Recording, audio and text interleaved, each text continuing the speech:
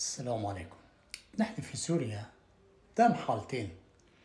الحالة الأولى هي اللي عم تشوفها تخريج 1500 طفل وطفلة من إدلب من حفظة القرآن. هدول الأطفال كلهم من حفظة القرآن. هلا الغربط اللي بيجي بيحاربك على هدول. الغرب عرفان إيش عم يشتغل. هي 1500 طفل كدفعة أولى، يعني الحبل على الجرار.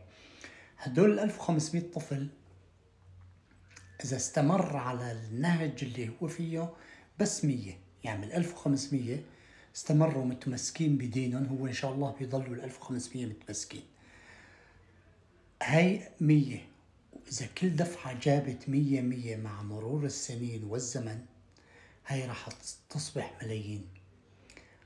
والملايين هاي اللي بيخافوا منها، اللي متمسكين بالدين الإسلامي وحفظة القرآن. وهدول ال100 أنا عبطالع لك إياهم من 1500 اللي هن راح يكونوا صادقين ومتمسكين في دينهم وفي سنة نبيهم. الغربط اللي عم يحاربك الغرب ما هو بي. وقت عم يحاربك عرفان مين عم يحارب.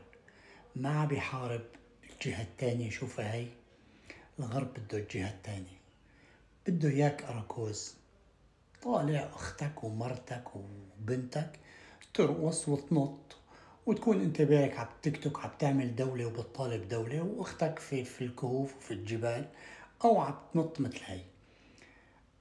طبعا مو بس بين هدول، واللي في الجنوب وفي اللي في الساحل كلهم على الاساس مفكرين يعني هلا هن اذا عملوا هالشيء رح يرضوا عنهم الغرب.